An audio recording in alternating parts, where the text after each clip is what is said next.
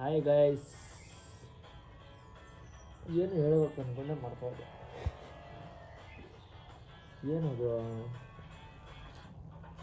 ಎಲ್ಲರಿಗೂ ಸ್ವಾಗತ ಸುಸ್ವಾಗತ ಯೂಟ್ಯೂಬ್ ಫ್ಯಾಮಿಲಿಗೆ. ಹೊಸ ಬ್ಲಾಗ್ಗೆ ಸ್ವಾಗತ ಸುಸ್ವಾಗತ. ಎಷ್ಟಿತ ಸ್ವಾಗತ ಮಾಡ್ತಾ ಇರಬೇಕು. ಕೆಲಸ ಮುಗಿಸ್ಬಿಟ್ಟು ಕುತ್ಕೊಂಡಿದ್ರಿ, ಇವಾಗ ಅಲ್ಟೆ ಹೊಡಿತಾ ಇದ್ರಿ.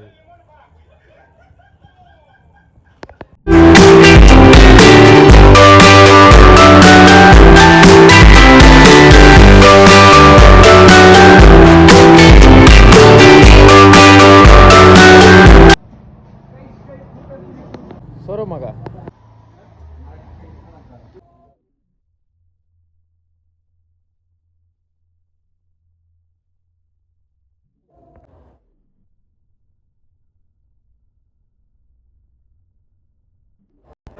ಗೈಸ್ ಬಂದ್ಬಿಟ್ಟವನೇ. ಆಯ್ ಹೇಳಲ್ಲ, ಇಲ್ಲ ಒಡೆ ಬ್ಲಾಗ್ಗೆ ನೀನು ಆಯೇ ಮಾಡಲ್ಲ. ಚೂತಿಯಕ್ಕೆ ಬಾಲ್ ಆಯ್ ಮಾಡೋರು ನಾಲ್ಕೊಂಡ್ಬಿಟ್ಟು ಗೈಸ್ ನಿಮ್ಗೇನೋ ಒಂದು ತೋರಿಸ್ತೀನಿ.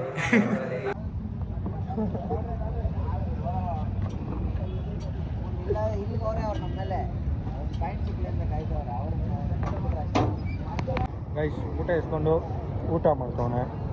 ಊಟ ಅಲ್ಲ ಮಗ, ಡಿನ್ನರ್ ಬೋಲೋರಿ.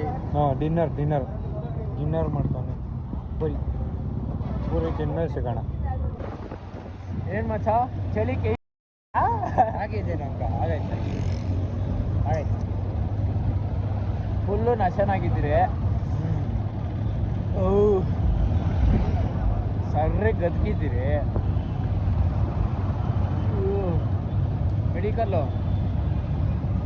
ಮೆಡಿಕಲ್ ಶಾಪ್ ಹೋಗ್ಬೇಕು ಗೈಸ್. ನಾನು ಇವಾಗ ಅರ್ಜೆಂಟಾಗಿ. ನೀವೆಲ್ಲ ತಪ್ಪು ತಿಳ್ಕೊಳಕ್ಕೆ ಹೋಗ್ಬೇಡ್ರಪ್ಪ. ಅತ್ತಿ ತಗೊಳಾಗ ಆಮೇ ಇವಾಗ ನೋಡಿ ತಗೊಂತೀನಿ, ಬನ್ನಿ ಅಪ್ಪ ತೋರಿಸ್ತೀನಿ. ಇಲ್ಲೇ ಆಗೋ ತಪ್ಪು ತಿಳ್ಕೊತಾರೆ ಗಂಡು ನನ್ನ ಮಕ್ಕಳು.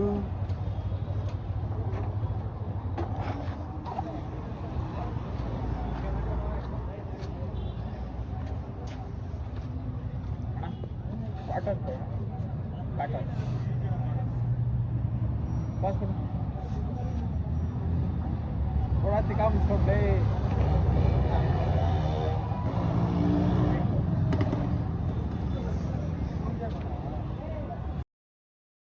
फोन हाँ ಆಯ್ತು ಹಾಗಾಯ್ತು. ಇಲ್ಲ ಮಿಸ್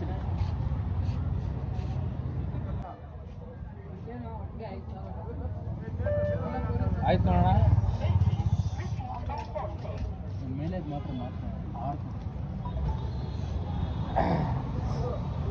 ಗಾಯ್ಸ್ ನಾನು ಕಾಟನ್ ಇಸ್ಕೊಳಕ್ ಹೋಗಿದ್ವಿ.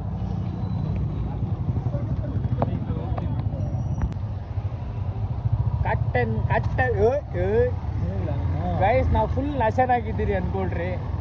ಸೈಕ್ ನಶ ಅನ್ಕೊಳ್ರಿ. ಓ ಮಚ ನೀನು ವೈಟ್ ಲೈನಿಂದ ಈ ಕಡೆನೇ ಬಾಪ ಅಣ್ಣ, ಹೋಗೋಣ ಜಲ್ದಿ ಅಣ್ಣ. ಆಗ ನಾನು ಕಾಟನ್ ಅಪ್ಪ ಇಸ್ಕೊಂಡಿದ್ದು ನೋಡ್ರಿ ಗಾಯ್ಸ್. ಮೆಡಿಕಲ್ಗೆ ಹೋಗೋ ರಾತ್ರಿನಾಗ ಏನೇನೋ ಅನ್ಕೊಳಕ್ ಹೋಗ್ಬೇಡ್ರಿ.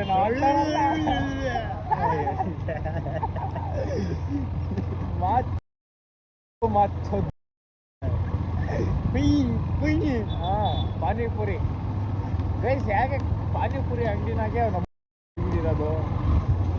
ಯಾಕೆ ಅವ್ರ ಅಲ್ಲ ಅವ್ರ ಅಪ್ಪನಂಗೆ ಇಷ್ಟ ಪಾನಿಪುರಿ. ಅವ್ರ ಇವಾಗ ಅರ್ಥ ಆಯ್ತು ಮತ್ತ ನೀನು ಹೇಳಿದ್ಮೇಲೆ. ಜಾಲಿ ಇಷ್ಟೇನ ಇದ್ದೇನೆ ಇಲ್ಲೇನ್ಲೇ. ನಿನ್ನೆ ಬೆಳಗ್ಗೆ ಹಾಕಿರೋದು ಇದು ವೈಟ್ ಲೈನು. ಮೊಟ್ಟೆ ಅಂಗಡಿಗೆ ಹೋಗಿದ್ದ ವಿಸಿಟ್ ಮಾಡೋಣ. ಬೇಡ ನಡೆಯಪ್ಪ, ಕಂಟೆಂಟ್ ಆಗ್ತದಿರಾ. ಕಂಟೆಂಟ್ ಲೌಡ ಮೆನ್ಸಾ ಆಯ್ತಲ್ಲ ಕಂಟೆಂಟ್. ಆಯ್ತು ಕಂಟೆಂಟ್ ಗೈಸ್, ಅದು ನಾಳೆ ಬರ್ತೈತೆ ವಿಡಿಯೋ.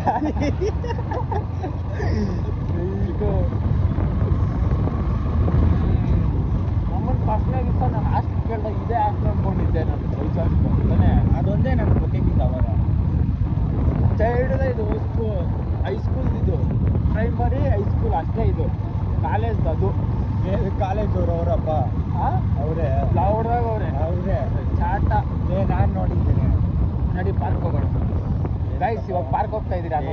ಎಲ್ಲ ಏನು ಬೇಡ ಬಾಪ, ನಡಿಯ ವಿಮಲ್ ಗಿಮಲ್ ಹಾಕ್ಕೊಂಡು ಮಸ್ತಾಗಿ ಓಡ್ಬೇಡ. ಪಾರ್ಕ್ ಒಳಗೆ ಹೋದ್ಮೇಲೆ ಸಿಗ್ತೀನಿ.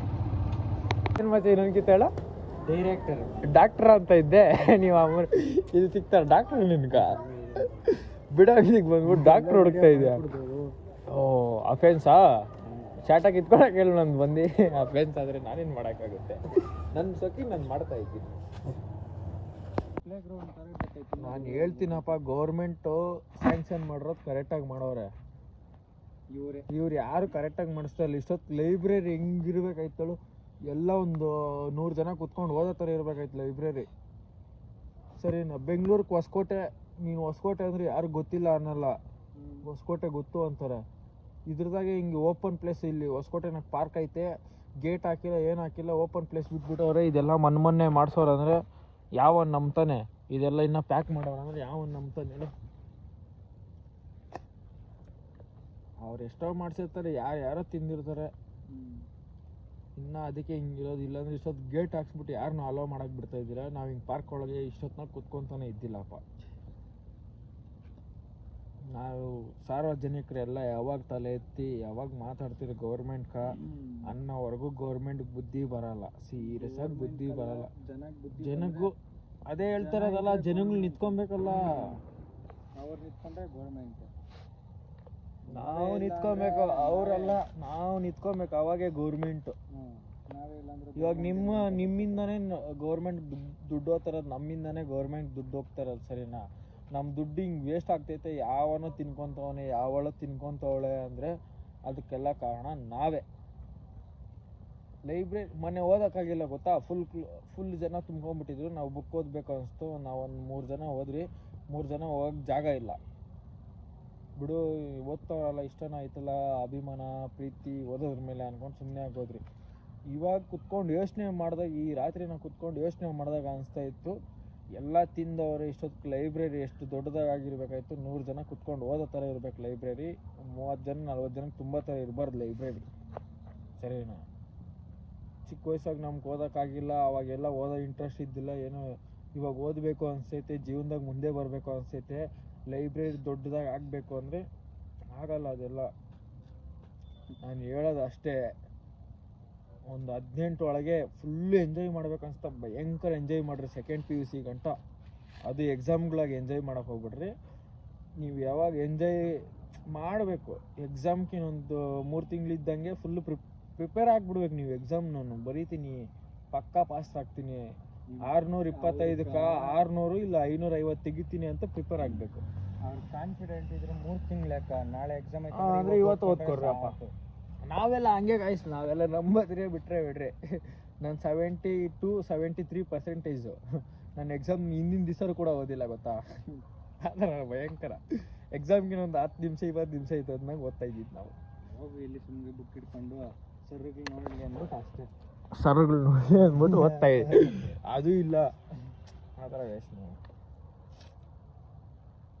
ಸರ್ ನೋಡಿದಾಗ ಬುಕ್ಕೆತ್ ಮುಂದೆ ಇಟ್ಕೊಳೋದು, ಹೋದಾಗ ಎತ್ತು ಬಿಸಾಕ್ಬಿಟ್ಟು ಅದು ಇದು ಅಂತ ಮಾತಾಡೋದು. ಒಟ್ನಾಗ 10th ಹೆಂಗೋ ಪಾಸ್ ಆಗಿಬಿಟ್ರೆ ಮಸ್ತ್ ಜಾಲಿ. ಅವಾಗ ಮಾಡಿಲ್ಲ ಜಾಲಿ. ಇವಾಗ ಮಾಡೋದು ಏನು, ಇಬ್ಬರೇ ಮಾಡೋಕ್ಕಾಗ್ತೈತಾ? ನೀವೇ ಯೋಚನೆ ಮಾಡ್ರಿ, ಇಬ್ಬರು ಮಾಡೋಕ್ಕಾಗಲ್ಲ ಗೈಸ್. ಜಾಲಿ ಅಂದರೆ ಕ್ಲಾಸ್ಮೇಟ್ಸು ಎಲ್ಲ ಇರಬೇಕು, ಒಂಥರ ಮಸ್ತಾಗಿ ಎಂಜಾಯ್ ಮಾಡ್ಬೇಕು. ಅವಾಗೇ ನಮ್ಮನೆ ಎಂಜಾಯ್ಮೆಂಟ್ ಅನ್ನೋದು. ಇಬ್ರು ಇವಾಗ ದುಡ್ಡಿದ್ರೂ ವೇಸ್ಟು. ನಿಮ್ಗೆ ಚಿಕ್ಕ ವಯಸ್ಸು ಮೆಮೊರೀಸ್ ಬರೋದೇ ಇಲ್ಲ. ಭಯಂಕರ ಅನುಭವಿಸ್ಬಿಟ್ಟು ಹೇಳ್ತಾ ಇದ್ದೀನಿ. ನಾನು ಎಷ್ಟೋ ಜನಕ್ಕೆ ಹೇಳ್ದೆ ಮಾಡಬೇಡ್ರಪ್ಪ, ಇದು ಒಳ್ಳೇದಲ್ಲ, ಇದು ಕೆಟ್ಟದು ಅಂದರೆ ನಾನು ಮಾಡ್ತೀನಿ, ನಾನು ಅನುಭವಿಸ್ಬೇಕು ಅಂದ್ರೆ ಅನುಭವಿಸ್ಕೊ. ನನಗೇನು ಬೇಕು, ನಾನು ಹೇಳ್ತೀನಿ ಅಷ್ಟು. ಯಾವ ಅನ್ಕೆ ಆಗಲಿ ಯಾವ ಅಳಕೆ ಆಗಲಿ, ಅದ್ರ ಮೇಲೆ ಅವ್ರ ಇಷ್ಟ, ಕೇಳ್ತಾರೋ ಬಿಡ್ತಾರೋ ಅದು ನಮ್ಗೆ ಬೇಕಾಗೇ ಇಲ್ಲ. ಮ್ಯಾಟ್ ಹಾಳಾಗಿ ಹೋಗ್ರಿ. ನನ್ನ ಲೈಫಾಗಿರೋದು ಅಷ್ಟೇ, ಎಂಜಾಯ್ ಮಾಡಬೇಕು. ನಿಮ್ದಂಗೆ ಮದುವೆ ಆಗೋ ಗಂಟ ಎಂಜಾಯ್ ಮಾಡಿರಿ. ನಿಮ್ಗೆ ಇಷ್ಟ ಬಂದಿದ್ದು ಆಮೇಲೆ ಮಾಡಿರಿ. ದುಡಿಬೇಕು. ಹಿಂಗೆ ದುಡಿಬೇಕು ಅಂದರೆ ನಮ್ಮ ಜೊತೆಗೆ ಇದ್ದವರೆಲ್ಲ ಹೊಡೆದಿರ್ತಾರೆ ಒಂದಲ್ಲ ಒಂದು ಕಿತ. ಅವರೆಲ್ಲ ತಿಕ್ಕ ತೋರಿಸ್ಕೊಂಬರ್ಬೇಕು ನಿಮ್ಮ ಹತ್ರಕ್ಕೆ, ಆ ಥರ ದುಡಿಬೇಕು. ಸೀರಿಯಸ್ ಆಗಿ ಹೇಳ್ತಾ ಇದ್ದೀನಿ, ನನ್ನ ಲೈಫಲ್ಲಿ ಆ ಥರ ಬೇಜಾನ್ ಜನ ಅವರೇ. ಇವಾಗೂ ಮಾತಾಡ್ಸ್ಕೊಂಬರ್ತಾರೆ, ಐ ಆಮ್ ನಾಟ್ ಇಂಟ್ರೆಸ್ಟ್, ನನ್ನ ಹತ್ರ ಇವಾಗ ದುಡ್ಡು ಐತೆ ಇಲ್ಲ, ಬೇಕಾಗೇ ಇಲ್ಲ. ನನ್ನ ಮನಸ್ಸು ಮಾಡಿದ್ರೆ ಇವಾಗ 10 ಜನ 100 ಜನ ಕುತ್ಕೊಂಡು ನಾನು ಎಂಜಾಯ್ ಮಾಡ್ಬೋದು. ನನಗೆ ಇಷ್ಟನೇ ಇಲ್ಲ ಆ ಥರ. ಪೀಸ್ ಆಗಿರಬೇಕು. ನಾನು ಯಾವಾಗೂ ಅನ್ಸೋದು ಅಷ್ಟೇ, ನಾನು ಅಷ್ಟು ದೂರದಿಂದ ಬಂದು ಒಂದು 15-20 ಕಿಲೋಮೀಟ್ರ್ ದೂರದಿಂದ ಬಂದು ನಾನು ಇಲ್ಲಿ ಎಂಜಾಯ್ ಮಾಡ್ತಾ ಇದ್ದೀನಿ ಅಂದರೆ ನನಗೆ ಬೇಕಾಗಿರೋಲ್ಲಿರೋರೆ ನಾನು ಇಲ್ಲಿ ಎಂಜಾಯ್ ಮಾಡ್ತಾಯಿದ್ದೀನಿ, ಅಷ್ಟೇ ಸೀನ್. ನಾನು ಹೇಳೋದಷ್ಟೇ, ಗಾಚಾರ ಗಾಡಿ ಮರೆತು ಕುದಕ್ಕೆ ಕರೆಗ, ಇದು ಯೋಚನೆ ನೀವು ಮುಂದೆ ಮಾಡ್ತೀರ. ಅದಕ್ಕೆ ಎಂಜಾಯ್ ಮಾಡೋ ಟೈಮಲ್ಲಿ ಎಂಜಾಯ್ ಮಾಡಾಕ್ಬೇಕು. ಅದಾದಮೇಲೆ ಎಂಜಾಯ್ ಮಾಡಬೇಕಂದ್ರೆ ಎಂಜಾಯ್ಮೆಂಟ್ ಸಿಗೋದಿಲ್ಲ. ಆವಾಗ ಮದುವೆ ಆಗ್ಬಿಟ್ಟು ದುಡಿಬೇಕು, ಮಕ್ಕಳನ್ನ ನೋಡ್ಕೊಬೇಕು, ಹೆಂಡ್ತಿನ ನೋಡ್ಕೊಬೇಕು, ಮಕ್ಕಳನ್ನ ಸ್ಕೂಲ್ ಕಳಿಸ್ಬೇಕು, ಆ ಟೆನ್ಷನ್ ನೀವು ಕುಡಿದು ಸಾಯಬೇಕು. ಎಷ್ಟೊಂದು 50ರೊಳಗೆ ಎಲ್ಲ ಮುಗಿಸೋಕೆ ಸತ್ತೋಗಿರ್ತೀರ. ಆಮೇಲೆ ನಮ್ಮ ತಾತನೇನೋ ಮಾಡಿಲ್ಲ, ನಮ್ಮನ್ನ ನಿಮ್ಮ ಮಕ್ಕಳೇ ನಿಮ್ಮ ಮೊಮ್ಮಕ್ಕಳೇ ಬೈಕೊಳ್ಳೋದು ಅಷ್ಟೇ, ಏನು ಹೇಳೋಕ್ಕಾಗಲ್ಲ. ಅದಕ್ಕೆ ಕಾಟನ್ ಇಸ್ಕೊಂಡಿದ್ದು. ಏನು ಅನ್ಕೊಂಬೇಡ್ರಿ ಮೆಡಿಕಲ್ಗೆ ಹೋಗ್ಬೇಕಾಗಿತ್ತು ಅಂತ ಅಷ್ಟೇ. ಇವಾಗ ನೋಡಿ, ಚಳಿಕ ಮಾಕಿ ಚೂತ್ ಓಲ್ಡ್ ಮಂಕು ಹತ್ತಿ ಅಷ್ಟೇ. ಡಿಫೆನ್ಸ್ ಮಾಡಿರಿ, ಬನ್ನಿ ನಾನು ನಿನ್ನ ಬೆಳಗ್ಗೆ ಸಿಗ್ತೀನಿ, ಇಲ್ಲಾಂದರೆ ಆಮೇಲೆ ಸಿಗ್ಬೋದು, ಹೇಳೋಕ್ಕಾಗಲ್ಲ. ಮೈಂಡ್ ಹೆಂಗಿರುತ್ತೆ ಹಂಗೆ. ಚಿಡ್ರೆ ಅಷ್ಟು ಕೈಗ ಅಷ್ಟು ಗೊತ್ತಲ್ಲ ಅಂತ ಹೇಳ್ತೀವಿ.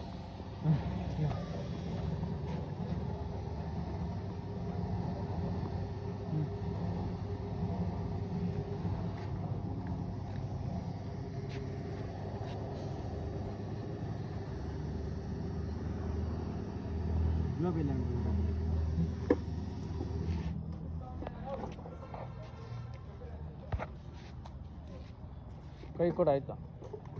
ಇರೋ ಕೈ ತೋರ್ಸ. ಫೋನ್ ಪೇ ನನ್ನ ಹತ್ರ ಐತೆ, ಜ್ಞಾಪಕ ಇರಲಿ. ಅಷ್ಟು ಕೇಳಿತ್ತು ಬಲ್ನಂತು.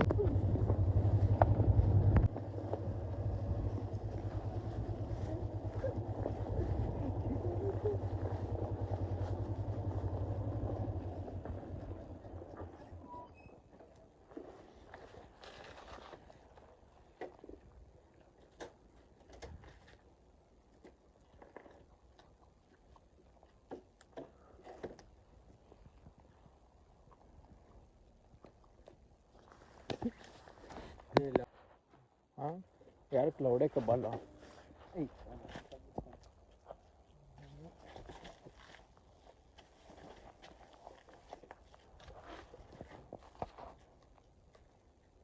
ನಮ್ಮನ್ನ ಮಕನೇ ಕಾಣಿಸ್ತಲ್ಲ ನಿಂದ.